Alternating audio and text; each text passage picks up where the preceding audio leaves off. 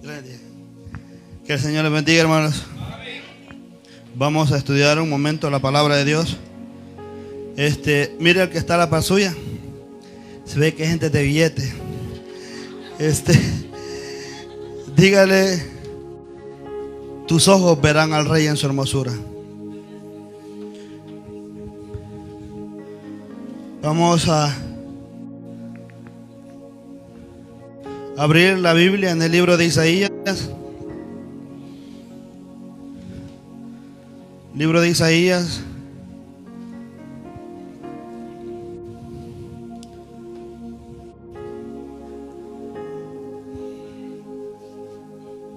Libro de Isaías, capítulo 33, versículo 17. Nos ponemos de pie cuando lo tengamos y juntos lo leemos.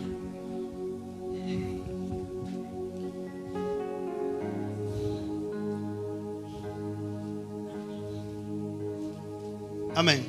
Dice así. Versículo 17 del libro de Isaías, capítulo 33. Dice: tus ojos verán al Rey en su hermosura, verán la tierra que está lejos. Amén. Eterno Dios, esta hermosa noche te damos gracias por concedernos la oportunidad de estar en tu casa. Te pedimos que tu gracia esté con nosotros, que tu espíritu nos guarde. Amado Dios, revélanos tu palabra.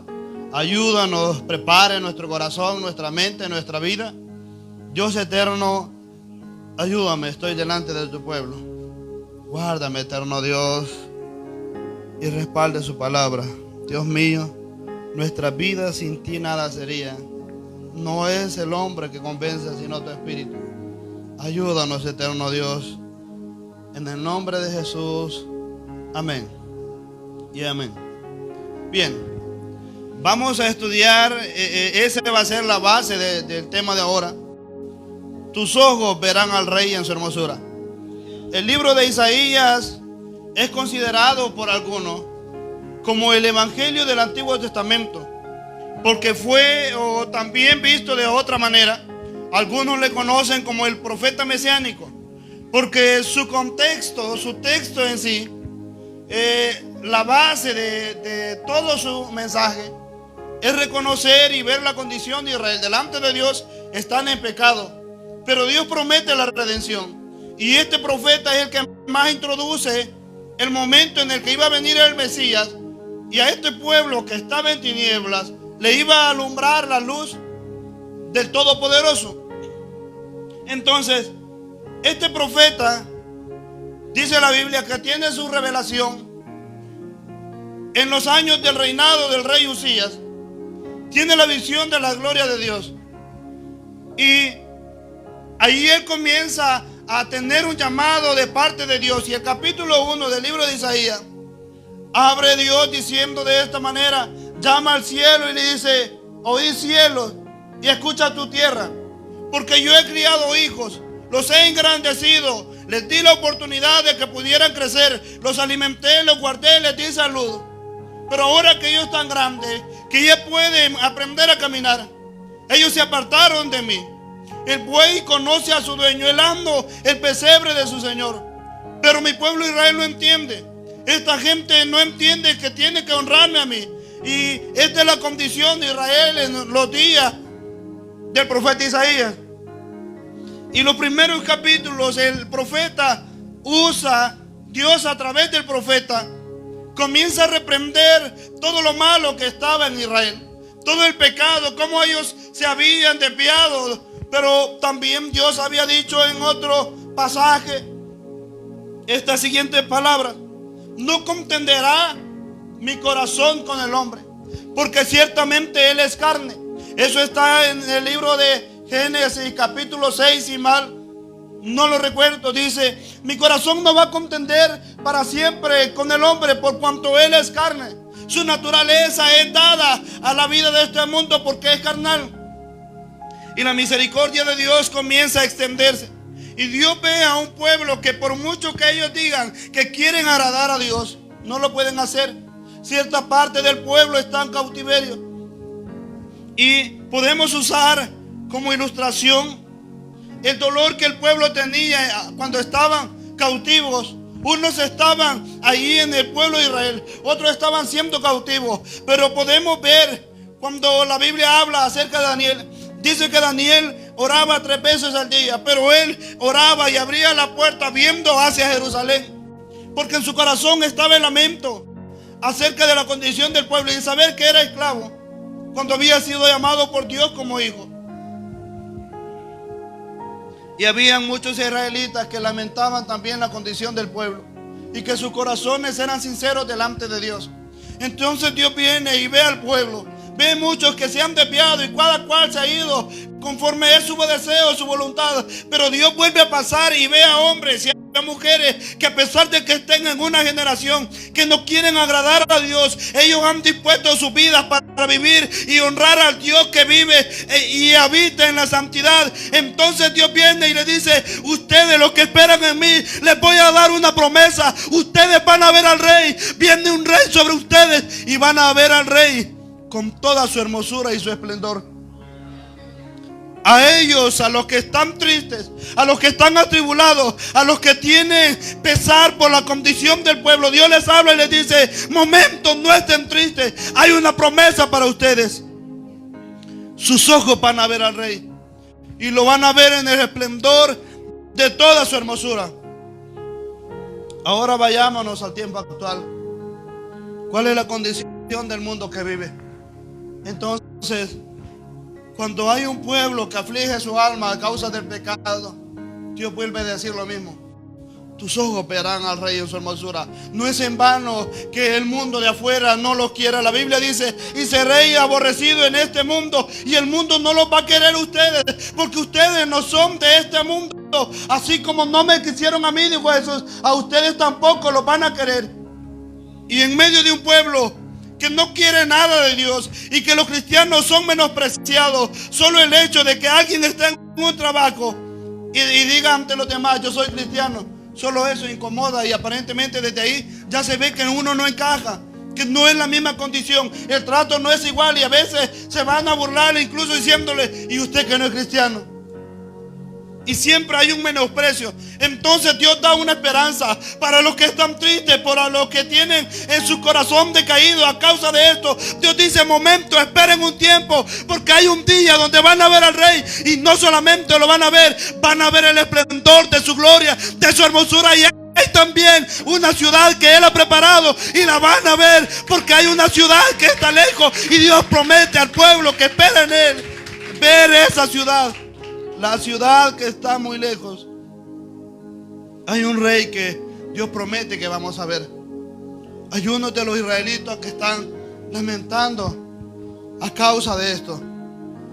Y quisiera decir, como parte de ilustración, en el capítulo siempre del libro de Isaías 7, versículo 3, Dios le da una palabra a Isaías y le dice: ve y muévete y te vas a presentar delante del rey. Pero le dice que se lleve con él a un hijo. Y el nombre de este hijo, el significado de este hijo, el hijo que se va con Isaías, se llama Sear Hasub. Y dice: el significado de este hijo es: un remanente volverá. Luego en el capítulo 8, versículo 3, también Dios le habla a Isaías que se acerca a su esposa y nace un niño. Y el nombre de este niño es Maher Salal Asbak. Y el significado del nombre de este hijo es: el despojo se apresura. En otras palabras, Dios ve la condición del pueblo. Él le dice a Isaías: te voy a usar como ejemplo para que ilustres al pueblo de Israel la condición. Hay algunos que van a quedar, hay un remanente que va a quedar siendo fiel cuando sea los últimos días. El tiempo de la aflicción de Israel se aproxima, pero hay un remanente que va a quedar y va a volver y va a ver la gloriosa hermosura del rey. Pero hay también para otro pueblo que tiene que decirle esto, y es: el despojo se apresura.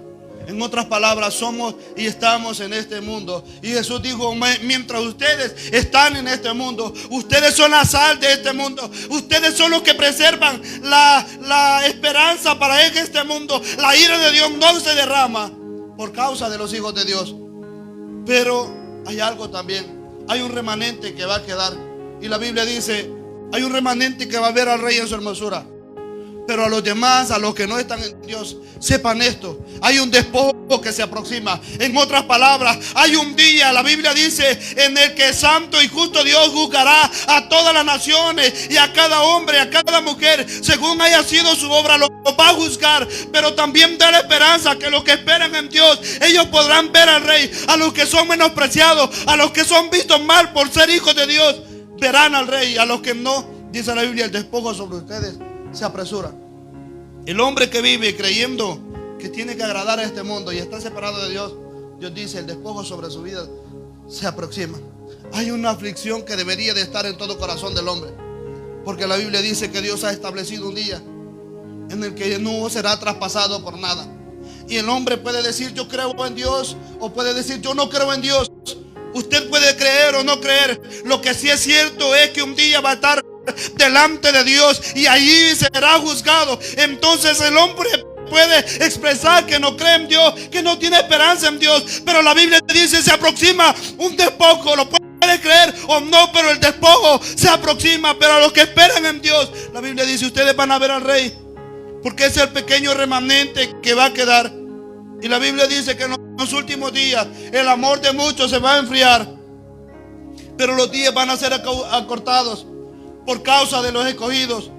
La Biblia, en otras palabras, está diciendo, va a quedar un remanente, es pequeño, porque aún si es posible va a venir toda corriente de demonios, tantos falsos profetas, muchos hombres que usen la gracia de Dios como libertinaje, como negocio. Pero en medio de todo esto, dice Dios, hay un pequeño remanente que Él va a guardar. Y a ese remanente que Dios preserve, Él dice, ustedes van a ver al Rey, y lo van a ver en toda la expresión y en toda la gloria de su hermosura.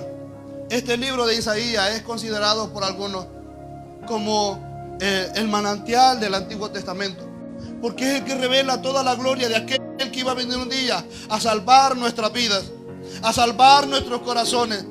Así como un hombre estudia la botánica, estudia las plantas, y el hombre que estudia esto comienza a ver a cada planta y su diseño y pasa mucho tiempo estudiando. Entonces algunos eruditos dicen la historia que ahora estudian el libro de Isaías para extraer toda la riqueza, toda la belleza que hay en esto.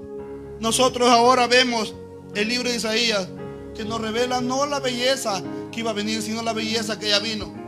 La promesa excelente de Dios, que un día nosotros, estando perdidos en este mundo, dice la Biblia, que a los hombres que andaban en tinieblas, luz les resplandeció, la gracia de Dios nos alumbró. Entonces este libro ahora nos da esperanza y vida en Jesús, porque el Rey para la iglesia ahora es Jesús. Y Dios dice, ustedes no se afligen. Están decaídos sus corazones, han considerado en algún momento detenerse, están desanimados, sienten que ya no les va a dar mucho el cristianismo, sienten que a veces no tienen ganas de congregarse, no tienen ganas de cantar, no tienen ganas de adorar. Esperen, esperen, hay una promesa, el Rey ya viene y lo van a ver. Esperen, no se alejen, no se desespere su corazón, van a ver al Rey en su hermosura y en toda la gloria que Él revela. En medio de esta sociedad, nuestros ojos tienen que estar esperando a el Dios Todopoderoso que viene sobre nosotros. Pero ¿cómo nosotros sabemos quién es el Rey? A Israel Dios le daba esta promesa y decía, viene un Rey sobre ustedes. A los que estaban exiliados, los que quizás habían agarrado a sus hijos y los habían matado, a los que estaban quizás siendo esclavos y no tenían esperanza de volver a ver a sus padres, habían visto la gloria del templo, pero ahora ya no podían adorar a Dios. Dice la Biblia que uno de los profetas decía, ¿cómo adoraremos a Dios en tierra extranjera? Allá está el lugar donde Dios nos ha dado una promesa, allí está el templo. Y muchos lamentaban el hecho de saber que el templo estaba lejos y en sus corazones no había en ellos esperanza de que verían un templo. Y Dios les dice, esperen en la ciudad que está muy lejos. Hay una promesa, ustedes van a ver al Rey.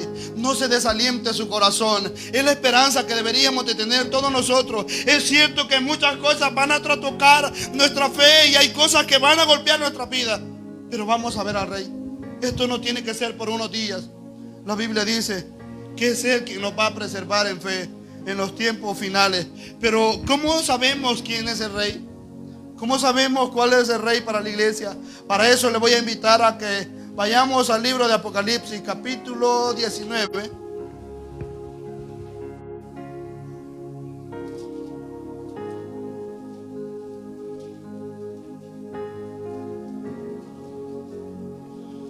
Capítulo 19, versículo 11.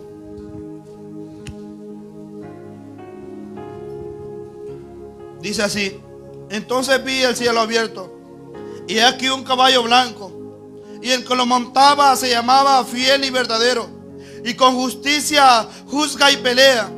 Sus ojos como llama de fuego, y había en su cabeza muchas diademas, y tenía un nombre escrito que ninguno conocía sino él mismo. Estaba vestido con una ropa teñida en sangre, y su nombre es el Verbo de Dios. Y el ejército y los ejércitos celestiales, vestidos de lino finísimo, blanco y limpio, le seguían en caballos blancos. De su boca sale una espada aguda para herir con ella a las naciones, y él la regirá con vara de hierro. Y él pisa el lagar del vino del furor y la ira del Todopoderoso. Y en su vestidura y en su muslo tiene escrito este nombre: Rey de Reyes y Señor de Señores. Y vi un ángel que estaba en pie en el sol, y clamó a gran voz diciendo a todas las aves que vuelan en medio de los cielos: venid y congreguémonos a la gran cena del Señor. Amén. Cuando este mundo comienza a tambalear, Dios promete a la iglesia una esperanza. Y el Rey que la iglesia tiene, la Biblia dice que en cierta ocasión en el libro de Apocalipsis había un libro que estaba sellado, y Juan dice que vio el libro. Al ver el libro, Juan y vio que había mucha gente allí a la par, pero nadie era digno de abrir el libro, ni tampoco de mirarlo, y nadie podía acercarse al libro. Juan comienza a llorar, dice la Biblia, y de repente escucha una voz que le dice: ya no llores, ya no llores. Y Juan dice: pero es que no hay nadie que pueda abrir ese libro y tampoco desatar sus sellos. Y dice la Biblia que ahí le dice Dios: el león de la tribu de Judá, él ha vencido y él es digno de abrir el libro y de desatar sus sellos. El león de la tribu de Judá es el Rey que Dios se le revela a Israel. El Rey, el resplandor de su hermosura. Este Rey ha vencido y él es digno de desatar ese libro y de abrir su sello. Eso revela. ¿Y qué está escrito en ese libro? Como todo hombre es nacido de pecado, merecía la muerte, pero hubo alguien que venció por nosotros a la muerte. Y ese libro revelaba la gloria del Todopoderoso, que un día murió como cordero, pero ha resucitado como león, rugiente, poderoso, lleno de gloria. Y ahora la Biblia revela cómo es este Rey. Ha vencido, ya lo sabemos. Pero el libro de Apocalipsis, capítulo 19, versículo 17, dice así: que en la frente tenía escrito Jesús, una palabra que decía el Verbo de Dios. En su muslo tenía cruzada esta leyenda que decía: Rey de Reyes y Señor de Señores. Él juzga, pelea, y ve todas sus vestiduras están bañadas en sangre, porque por medio de la sangre Él venció a la muerte, al pecado y toda potestad. Él con esa sangre revela que ha salpicado a todos los impíos. El capítulo 64, versículo 1 del libro de Isaías dice que veía Isaías a un hombre hacía 9 días que venía caminando, y él veía que cada vez que él caminaba salpicaba la sangre sobre sus vestiduras, y le dice: ¿por qué vienen tus vestidos llenos de sangre? Y ella dice: he pisado yo el lagar, y el furor de la ira de Dios se derramó sobre él. Y le dice: esta sangre que ves es la sangre de los impíos, Es la sangre que merecían los hombres tener sobre su vida. Pero el justo murió por los injustos, para que ahora los injustos puedan llegar a Dios teniendo la justicia de aquel que un día murió sin pecado. Y por pura gracia de Dios, Dios le da la justicia a hombres pecadores por medio del justo que murió por los injustos. Dios se revela en este libro. Esto es maravilloso. Imagínense al Todopoderoso, a Jesús, el que un día murió por usted, por mí. Dice la Biblia que lleva un cinto en su frente y dice el Verbo de Dios, y tiene en su muslo escrito Rey de Reyes y Señor de Señores. Hay algo aquí muy interesante, y dice que Él cabalga sobre un caballo, y que la iglesia también habla que viene con Él, y al venir a este mundo dice que Él viene, juzga y pelea. Su voz dice que con la potencia de su voz destruye a todas las naciones. Un día el hombre verá al Rey de Justicia, pero no lo verá en la misma condición que lo veremos nosotros. Nosotros lo veremos, y al verlo nos daremos cuenta que todo aquello por lo que vivimos en este mundo, por todo lo que sufrimos, por todo lo que estuvimos dispuestos a alejarnos de las ofertas de este mundo, por todo aquello que nosotros despreciamos a causa de su amor, un día al verle será de alegría. Pero ¿y qué de aquellos que toda su vida vivieron afrentando a Dios, burlándose de Él, creyéndose que Él nunca iba a juzgar? No es lo mismo que alguien vea a su padre, y al ver a su padre salga corriendo y lo salude, a que alguien vea a un enemigo y se dé cuenta que hoy sí viene con todo el furor a vengarse.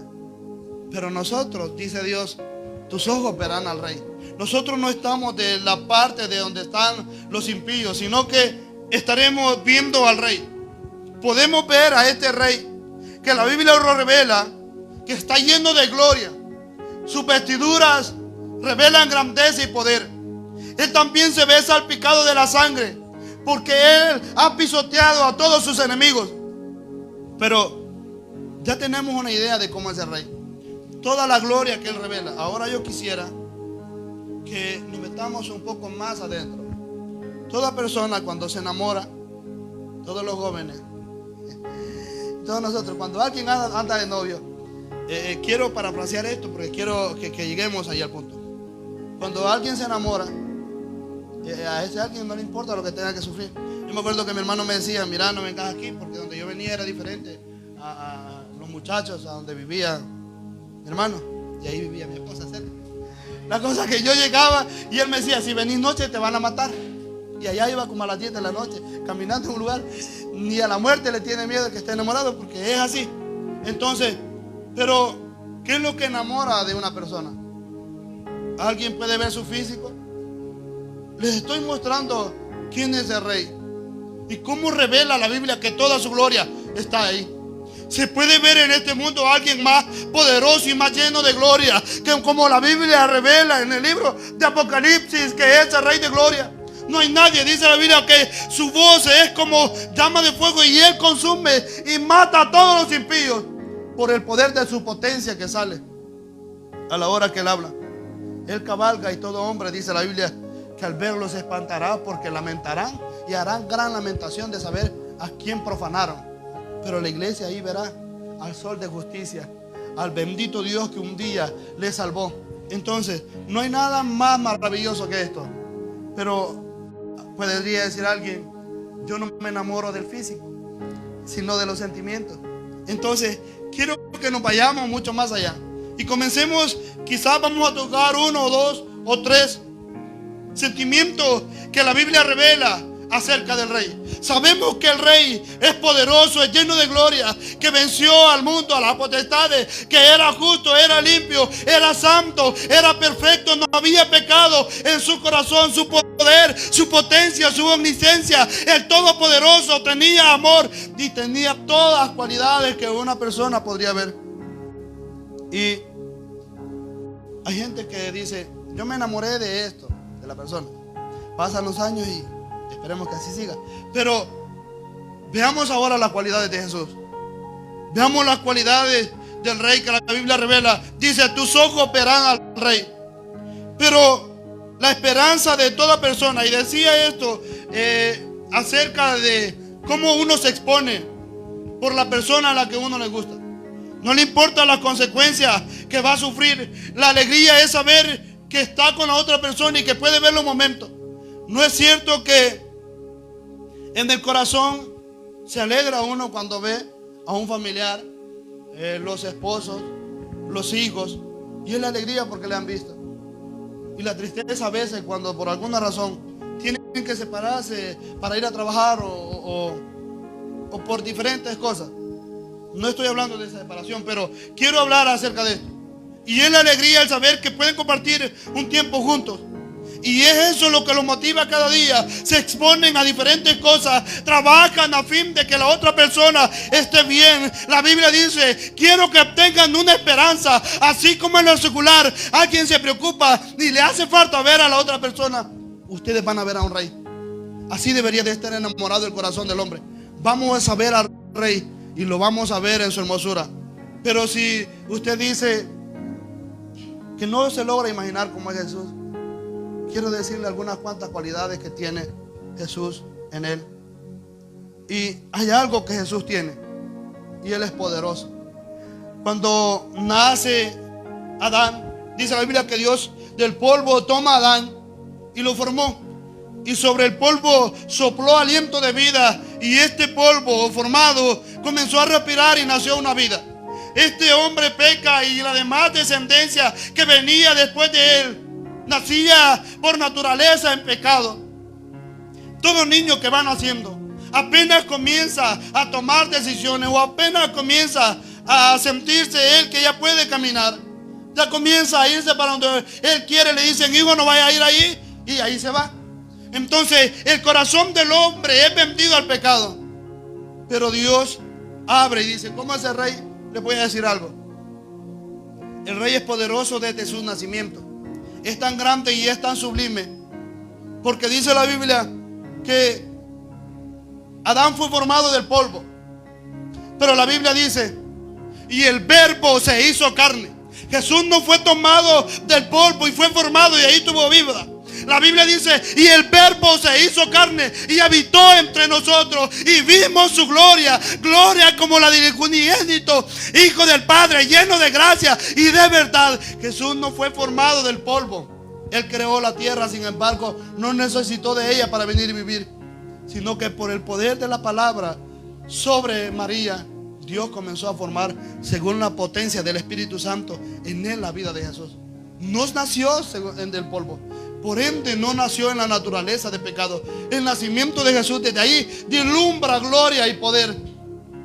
Porque ¿en qué lógica va a considerar el hombre que alguien puede nacer si no es por la unión de dos personas? Entonces este rey desde su nacimiento nace en grandeza y en poder. Y para confirmar esto, quisiera que nos volviéramos al libro de Isaías, capítulo 9.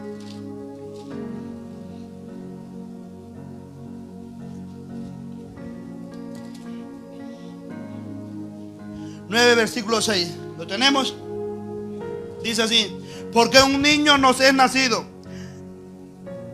hijo nos es dado, y el principado sobre su hombro, y se llamará su nombre admirable, consejero, Dios fuerte, Padre eterno, príncipe de paz.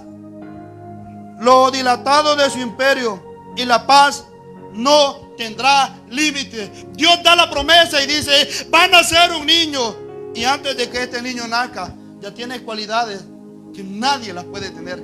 Cuando un niño nace y todos los padres están esperando y tratando de formarlo para ver que este niño sea bueno y no salga medio maleta.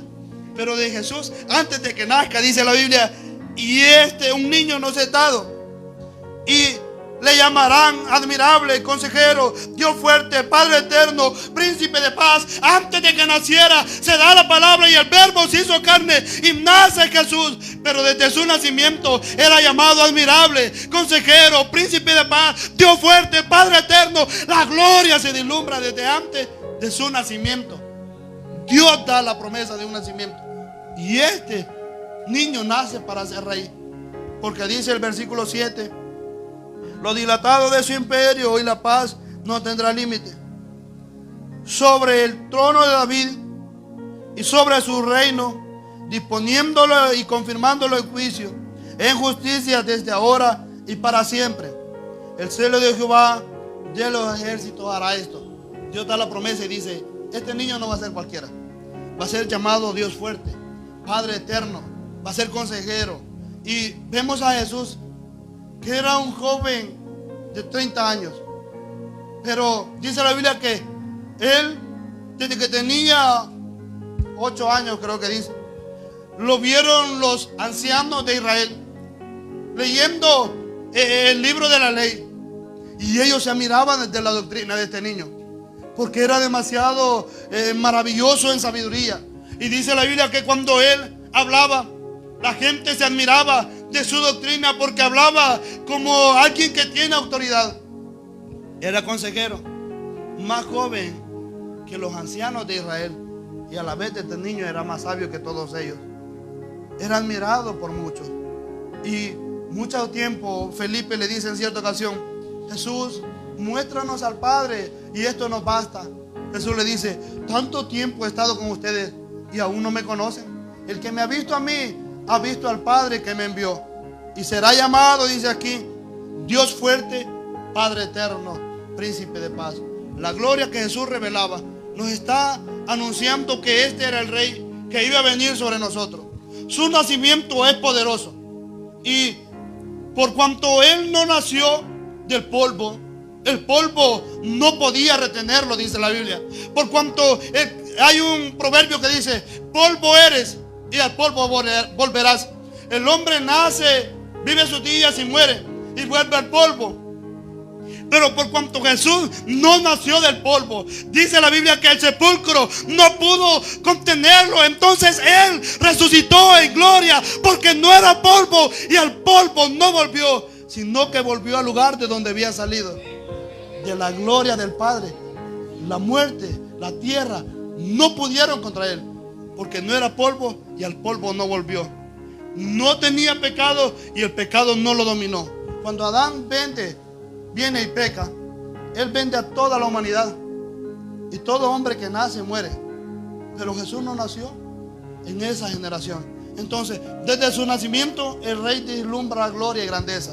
El Rey al que usted viene a adorar, al que usted espera un día ver. Y no solamente esperamos, sino que Pablo dice: Él es poderoso para preservarnos en fe. Entonces, al ver esta gloria, al ir conociendo a Dios, dice Pablo: momento, han pasado los años, y yo les puedo decir esto: ni lo alto, ni lo bajo, ni lo porvenir, ni lo que ya pasó. Todo lo que ya pasó lo dejo atrás, y ahora prosigo en la mente, porque nada me podrá separar del amor de Dios que es en Cristo Jesús. Por toda la gloria que Él ve, que Jesús vislumbra. El Rey desde su nacimiento es poderoso. Pero hay algo más que quisiera que viéramos. Jesús no nace del polvo, por tanto el polvo no puede señorear de Él. La muerte no lo pudo retener, porque tampoco había pecado en su vida. La Biblia dice: alma que pecare, esa morirá. Jesús no pecó, por lo tanto no iba a morir. Jesús no dijo: yo voy a morir. Él dijo: yo pongo mi vida y yo la vuelvo a tomar. No dijo: me van a matar. No, Él dijo: yo voy a poner mi vida por ustedes, pero nadie me la está quitando. Yo de mi gana la pongo. El Rey, viendo su poder y su potencia, diciéndosela a sus discípulos. En la valentía de Jesús sobre los demonios al verlo comenzaban a decir: ¿qué tiene con nosotros, Jesús, hijo de David? Y le comenzaban a suplicar que no se metiera con ellos, porque temían. Y Jesús, todo el tiempo que veía un demonio, Él lo echaba afuera, dice la Biblia, porque su potencia era más que la de los demonios. Jesús camina sobre el agua. ¿Qué hombre hoy va a decir: voy a caminar en el agua? Un paso da y ya está ahogado. Pero Jesús camina sobre el agua como quien camina sobre la tierra, porque de Él es. Él la formó, dice la Biblia, que un día dijo Dios: sepárense las aguas de la tierra. Y el Dios que camina sobre la tierra camina con el agua también, y no se hunde. Jesús calma la tempestad. Cuando la tierra se agita, Él solo dice: calma, y enmudece. Y dice la Biblia que al poder de su palabra, Él también es poderoso. Sanaba a los enfermos. Jesús algo podía hacer, y es que no había ninguna enfermedad la cual Alguien pudiera decir, Jesús no puede sanar esto, perdón. Jesús nunca tuvo límites en su poder. Incluso había gente que se acercaba y le decía, Señor, mi hija está enferma. Y le dice, voy a ir contigo y la vamos a sanar. No, Señor, solo di tu palabra y lo harás. Sabían la potencia que había en Jesús. Y era hecho desde donde Jesús estaba, por el poder de su gracia. Ahora, hay algo también. Hemos visto el poder y la potencia con la que se vislumbra el rey desde su nacimiento, cómo él señoreaba sobre todas las cosas. Pero hay algo que a mí me impacta, y es el amor. Alguien dice, ¿por qué la quiere? Porque la amo. Y a veces ni sabe qué es, pero está enamorado. ¿Por qué? Porque dice que ama. Entonces, ¿saben cuál es el verdadero amor? El de Jesús. Si algo vislumbra a Dios con todo su esplendor, es el amor que Él tuvo por nosotros. Para ello quisiera que nos fuéramos al Evangelio de Juan. Juan capítulo 13, versículo 1.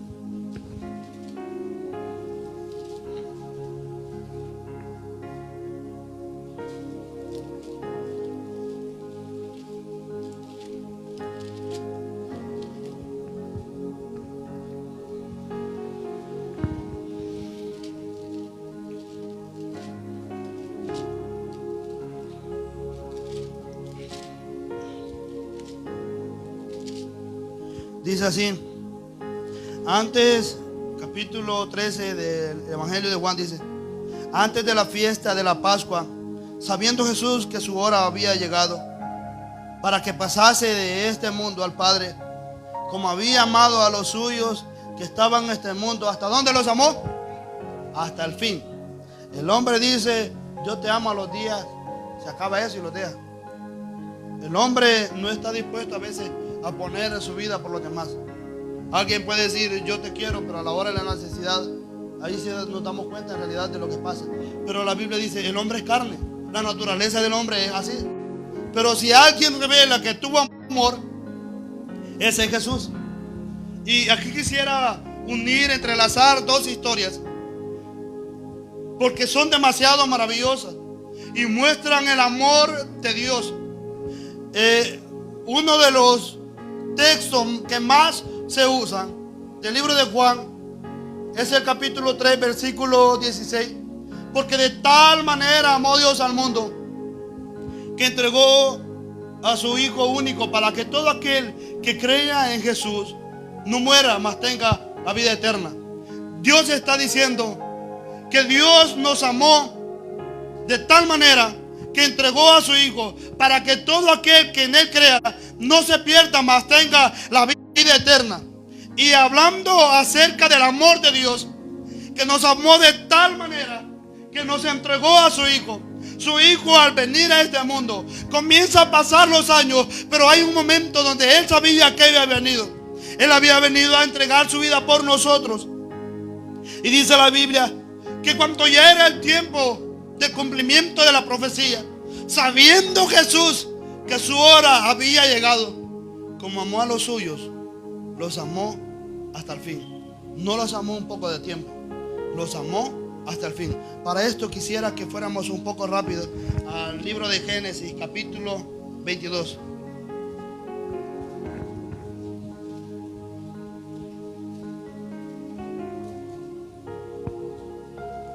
Quisiera que también buscáramos el libro de Mateo, capítulo 24.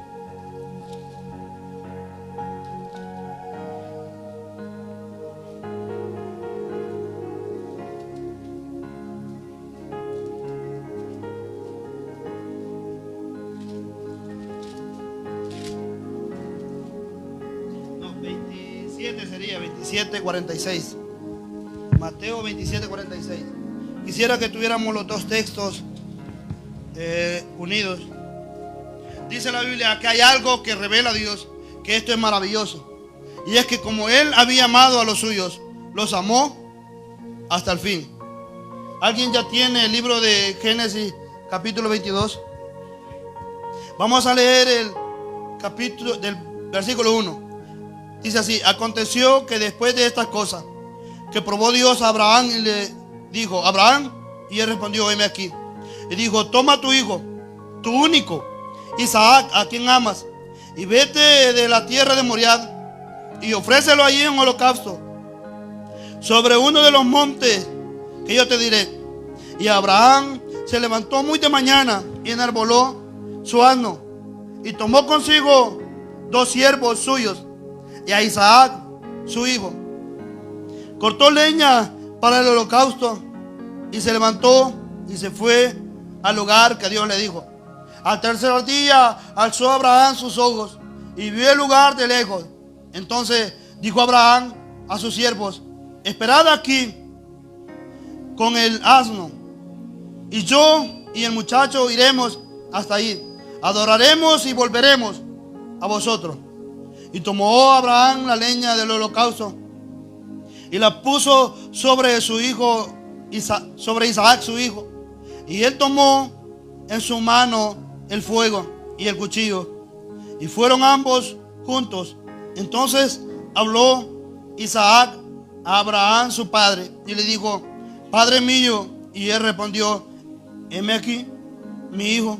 Y él dijo: aquí el fuego y la leña, mas ¿dónde está el cordero para el holocausto? Y respondió Abraham: Dios se proveerá de cordero para el holocausto, hijo mío.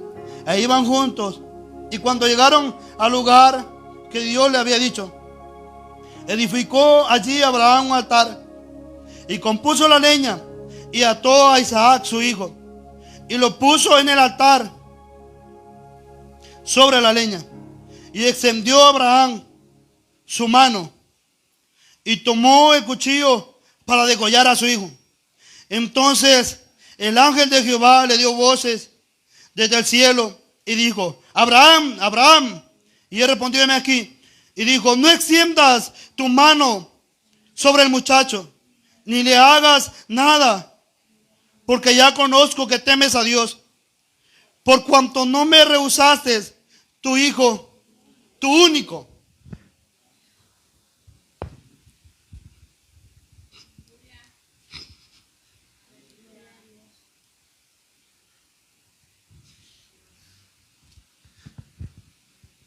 Hay algo que Dios está revelando aquí. La Biblia dice en el capítulo 13: por cuanto amó a los suyos, los amó hasta el fin, sabiendo que el tiempo ya estaba por llegar. Él los amó hasta el fin. Ahora leemos acerca de Abraham e Isaac. Dice la Biblia que Dios le dice a Abraham: sacrifícame a tu hijo. Y pueden ver esta escena. Abraham toma al niño, le pone leña en su lomo y se lo lleva, y lleva a Abraham el fuego. Y cuando van en el camino le dice: Isaac, padre mío, aquí está la leña, tú llevas el fuego y el cuchillo, pero ¿y dónde está el siervo para el holocausto? ¿Dónde está lo que vamos a sacrificar? Imagínense el corazón de Abraham cuando el niño le decía: papá, ¿y dónde está? ¿Creen ustedes que Isaac no sabía que Abraham era capaz de matarlo a él? Cuando Isaac veía que su padre no llevaba nada, ¿creen que no cabía en la mente del niño? Y por eso el niño preguntaba: ¿acaso me va a matar mi papá? Pero no se lo voy a preguntar así: papá, ¿dónde está lo que vamos a sacrificar? Y Abraham, con todo el dolor de su corazón, le dice: Dios se va a proveer. Imagínense el dolor que había en todo esto. Y dice la Biblia que cuando Jesús amó a los suyos, los amó hasta el fin. Después Jesús se va a orar y le dice: Padre mío, si es posible que pase de mí esta copa, pero no se haga su voluntad. Podemos ver al segundo Isaac diciéndole: Padre mío, ¿dónde está el sacrificio? Voy a tener que ser yo el que va a morir por todo esto. A Jesús cree que no le dolía el corazón porque él sabía lo que venía. Y dice la Biblia que se va a orar. Y cuando él ora al Padre, un ángel baja y comienza a consolarle, pero no le dan esperanza. Isaac hasta ese momento va caminando y sobre él tampoco hay esperanza. Se imaginan la aflicción de alguien que lleva un peso encima de él, sabiendo que posiblemente son sus últimos minutos con el Padre. Isaac le dice: ¿dónde está lo que vamos a sacrificar, Padre mío? Y en todo ese momento se queda callado. El cielo a Jesús no le respondió cuando él dijo: si es posible que pase esto de mí. Lo que hicieron fue vacar y fortalecerlo. Pero hay un momento donde Isaac vemos que va con la leña que va a servir, donde él se va a quemar. Y vemos a Jesús. En la Biblia dice: de tal manera nos amó Dios. ¿Saben qué pasó? Que Jesús, así como Isaac llevaba la leña, dice la Biblia que él llevó la cruz. Él la llevó. Eso es lo que él iba a morir. ¿Se imaginan todo el tiempo el dolor, la aflicción que él iba cargando mientras iba hacia la cruz? Él sabía que como Isaac la leña la llevaba para morir, Jesús sabía que la cruz era donde él iba a morir por nosotros. La Biblia dice: nos amó, no nos amó medio, nos amó hasta el fin. Porque siendo el Dios Todopoderoso se quedó callado. Si a él que le costaba, con el poder de su potencia, destruir toda la humanidad y no morir. Él seguía siendo Dios y la gloria la iba a tener siempre. Él no perdía nada. Pero dice la Biblia: por amor a los suyos, los amó hasta el fin. Pero vayámonos un poco más adelante. Viene el momento donde a Isaac, Abraham comienza a preparar el holocausto. Le quita la leña que llevaba sobre su lomo Isaac y comienza a adornar el altar. Después vienen y él viene, Isaac es amarrado en el altar. ¿Se imaginan este niño, la aflicción en su corazón? Saber que decía: mi papá me va a matar. ¿Creen que en algún momento él no quiso como forcejear para soltarse y no morir?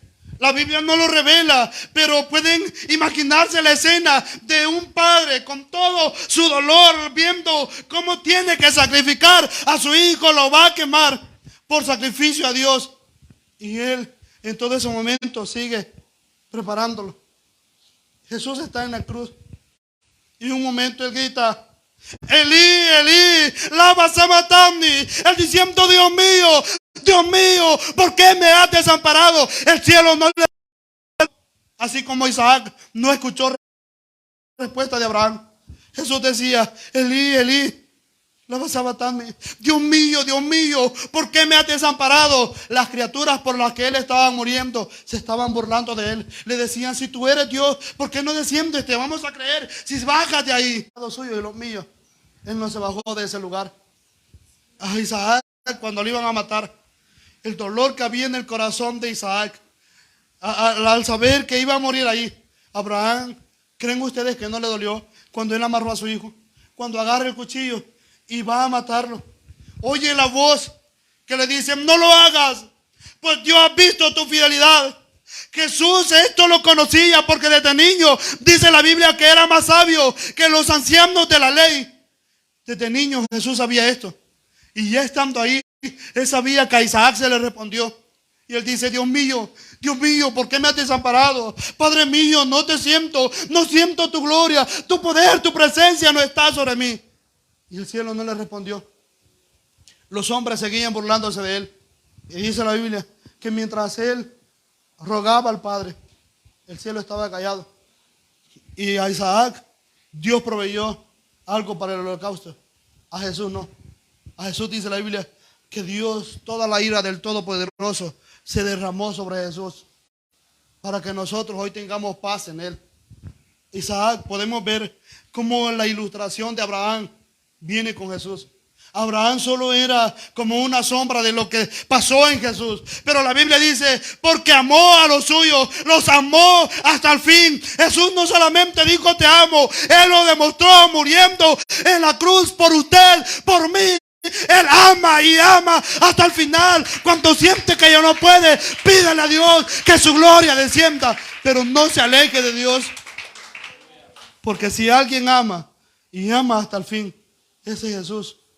Él no estuvo esperando que sobre él ya no pasara esto. Él sabía que para esto había llegado. Porque dice el libro de Juan: cuando sabía Jesús, cuando fue la Pascua, Jesús sabía que su hora había llegado. Él sabía que era tiempo donde él iba a ser sacrificado por el Padre. pero amó a los suyos, dice al final del versículo, y los amó hasta el fin. Sabía que le tocaba la muerte, pero no le importó. Estuvo dispuesto a morir para que ahora usted y yo podamos tener la esperanza que dice Isaías: tus ojos verán al Rey, al que te ama, al que llena de gloria. Tus ojos los van a ver. Que no se desaliente el corazón de la iglesia, porque van a ver nuestros ojos al Todopoderoso. Hay un dicho que se dice en el mundo. Hay gente que dice: estos ojos que lo van a comer los gusanos. Eso lo vieron cuando están en el chambre. Pero nuestros ojos verán al Rey en su hermosura. Que el hombre espere esto, pero nuestros ojos no se van a quedar un día viendo tanta locura que van a comer los gusanos. Nuestros ojos verán todo el esplendor de la gloria del omnipotente Dios, que un día va a venir. Él murió como cordero, pero se ha levantado. Dice el libro de Apocalipsis: el león de la tribu de Judá. Él ha vencido, murió manso como un cordero, pero se ha levantado rugiente como león para juzgar a este mundo con poder y potencia del Dios Todopoderoso. Un día, los que vieron que Él murió y no dijo nada, lo verán rugir como el león. Y algo que estaba viendo acerca de los leones es que ellos revelan grandeza y majestad. Un león, por mucho que esté en el peligro, no se le detiene y no le agacha la cara a nadie. Un león, si ve el peligro, él va a enfrentar el peligro. Él sabe que hay fuerza en él y que él no está hecho para ser derrotado. Dice que no, quizás es de las especies que son más ágiles en cuanto a la cacería, pero que son determinadas. Saben a lo que van y van directo a lo que ellos han sido enviados o lo que tienen en su deseo hacer. El león que nosotros tenemos de la tribu de Judá, como lo revela la Biblia, él sabía lo que venía, pero vino siendo, y esto es maravilloso. Un día, dice la Biblia, en el principio Dios creó los cielos y la tierra. Y dijo Dios: hagamos al hombre. Dijo Dios que iba a ser el hombre a la imagen de él. El Dios que comienza a decir: sea la luz, sepárese las tinieblas, sepárese las aguas, nazca hierba verde. Un día se quedó manso y callado como un cordero, siendo el creador de todo. Un día dice: sosténgase la tierra en la nada, y la tierra está sostenida sin que no haya nada que la detenga. Usted agarra una piedra y la tira para arriba, si no se quita le cae encima, porque todo lo que sube tiene que caer. Pero Jesús dice: la tierra se va a quedar ahí inmóvil y no se va a caer, y es sostenida por el poder de la potencia del Dios que creó todo. Ese Dios tan glorioso, un día en la cruz se quedó callado.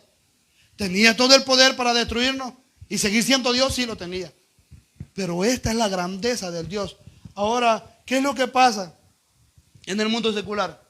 Un hombre medio tiene una casa, un carro y un buen trabajo, ya no le habla a los demás y ve de menos a los que no están a su altura.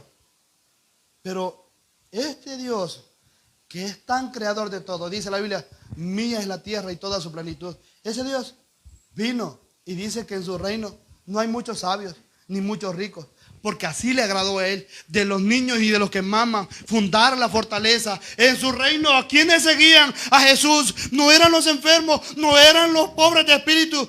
Este Dios tan glorioso vino a ser amigo de pecadores.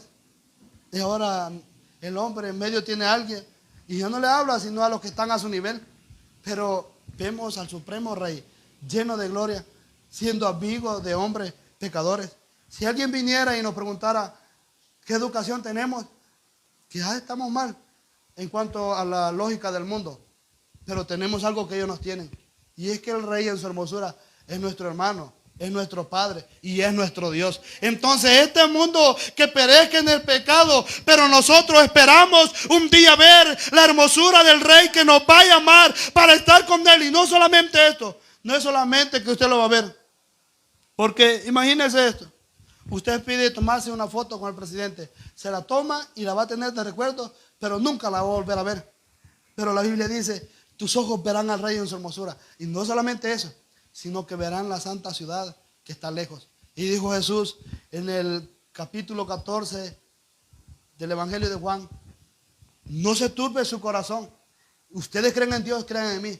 En la casa de mi Padre muchas moradas hay. Voy pues a preparar lugar para ustedes, para que donde yo esté, estén ustedes también. El Rey de toda la gloria, no solamente lo vamos a ver en su hermosura, vamos a ver la santa ciudad, pero esa santa ciudad que un día vamos a ver, dijo Jesús, momento, si yo estoy ahí, ustedes también van a estar conmigo, porque los tomaré a mí mismo e irán conmigo. El Rey que ama y ama hasta el final, el Rey tan grande y tan sublime, es amigo de pecadores y de pobres. Dijo Pablo, si ustedes se dan cuenta, no son muchos sabios, dice, ni son muchos llenos de dinero, pero así es Dios, de lo vil y de lo menospreciado de este mundo. Sacó Dios para avergonzar a los sabios de este mundo, para que al fin la gloria no sea de los hombres, sino de aquel que enriquece al hombre. Dice el libro de Isaías, cuando venga Dios con su reino, por muy torpe que el hombre sea, no se va a desviar del camino de la verdad. Y ahora podemos ver a los que están desviados del camino de la verdad. Y la Biblia dice, por muy torpe que el hombre sea. ¿Qué será el hombre que está lejos de Dios?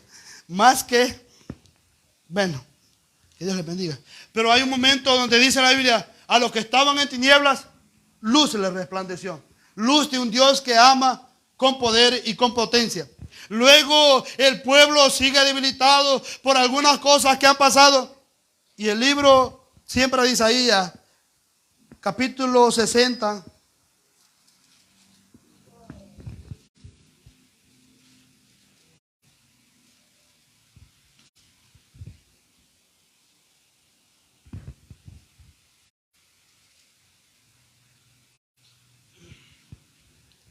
Dice así, levántate y resplandece, porque ha venido tu luz y la gloria de Jehová ha nacido sobre ti. A los que estaban en oscuridad, luz se les resplandeció. Ahora, dice el capítulo 60, levántate y resplandece, porque ha venido tu luz y la gloria de Jehová ha venido sobre ti. ¿Qué es lo que pasa aquí? Israel, habían unos que todavía estaban en el cautiverio, que no tenían esperanza, que se sentían cansados. Y dice Dios, levántense. ¿Qué es lo que tiene que hacer el cristiano cuando se siente débil? Hay una alabanza que dice, Espíritu, Espíritu, ven y sopla sobre mi vida. Lléname nuevamente del poder y del amor de Dios. Isaías en el capítulo 64, al ver la necesidad que había sobre el pueblo, versículo 1 dice así, oh si se rompiesen los cielos y descendiera y a tu presencia se escurrieran los montes, como fuego abrasador de fundiciones, fuego que hace hervir las aguas para hacer notorio tu nombre a tus enemigos y las naciones temblasen a tu presencia. En otras palabras, Señor, si se rompieran los cielos y descendiera y a tu presencia se escurren los montes, nuestras vidas van a ser diferentes. Cuando nuestros corazones se sienten débiles, la Biblia dice, levántate, levántate. Yo ya no voy a ser cristiano, puede decir alguien. Y Dios dice, levántate, levántate, resplandece, porque la luz de Dios ha alumbrado sobre ti y hay una esperanza. Tus ojos van a ver al Rey en su hermosura. Y si no es esto suficiente, la iglesia tiene que comenzar a clamar a Dios. Oh Dios, que se rompan los cielos y que descienda tu presencia, para que sea notorio tu nombre a todo el reino, para que los que tienen su vida llena de otra cosa que no es lo que te agrada a ti, el fuego descienda sobre su vida. Y todo esto, todo desánimo, todo aquello que, toda la mala fe, las malas experiencias que han tenido, las enfermedades que comienzan a agobiar, dice Isaías, Señor, que se abran los cielos para que podamos sentir tu presencia, a fin de preservarnos para el día en el que van a nacer. En cierta ocasión, vienen unos hombres y le dicen, maestro, ¿dónde moras? Y él dice, las zorras tienen guarida, mas yo no tengo dónde recostar mi cabeza. Siendo el dueño de todo, nace como los pobres, vive como los pobres. Y es tan glorioso esto, y es tan grande, pero nace como pobre. Es tan fiero como un león, pero muere como un cordero, siendo manso y sublime. Y lo hizo, dice la Biblia, porque amó a los suyos y los amó hasta el fin. ¿Qué hombre va a venir y va a doblegar su orgullo.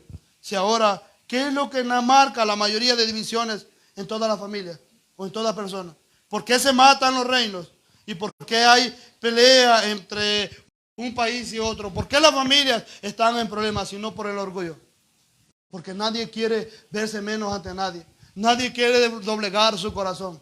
Pero el rey de todo el universo, siendo él más alto que todos, siendo el rey el que tiene todo el poder y la potencia, se humilla a la altura de los hombres y deja que los hombres hagan sobre la vida de él lo que él quiere, por amor, porque amó a los suyos hasta el fin. Cuando entendamos esto, nos vamos a tener siempre esta esperanza de saber que seguiremos adelante, porque no somos de los que perecen, sino de los que un día veremos al Rey en su hermosura. Que el Señor les bendiga.